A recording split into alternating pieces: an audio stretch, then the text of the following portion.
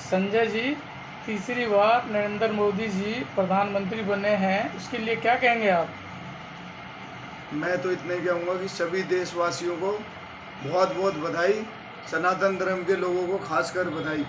प्रधानमंत्री मोदी जी हमारे तीसरी बार प्रधानमंत्री की शपथ ली है। जय श्री राम।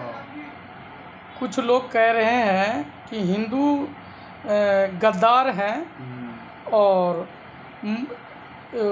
मोदी जी मंदिर जो बनाए हैं फिर उन्हें सीट क्यों नहीं मिले वहाँ से?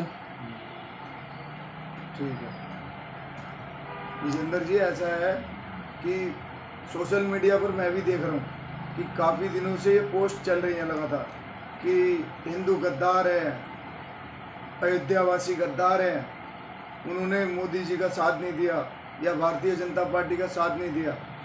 परंतु मैं कह रहा हूँ कि इसमें विपक्ष की चाल है। मैं दावे के साथ कह सकता हूँ कि हिंदू गद्दार हो ही नहीं सकता। सनातन धर्म के लोग, ये प्रभु श्री राम है मेरे सामने, कभी गद्दार हो ही नहीं सकते।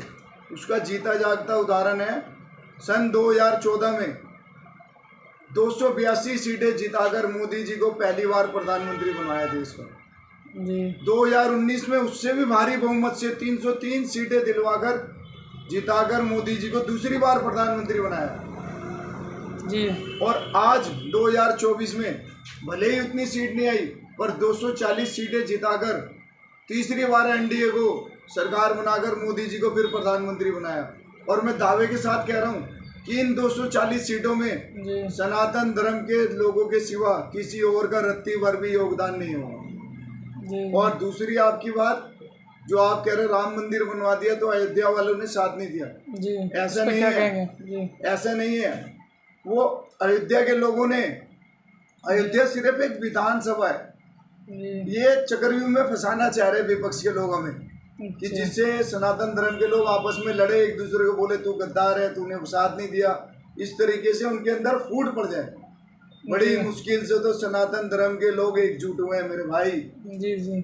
अब घड़ी आ गई है, सनातन धर्म अपने पीक पर है, तो इनसे बर्दाश्त नहीं हो रहा कि हमारा एक सनातनी राजा तीसरी बार देश के प्रधानमंत्री के रूप में बैठ गया इनकी छाती पर दाल मूंग कर।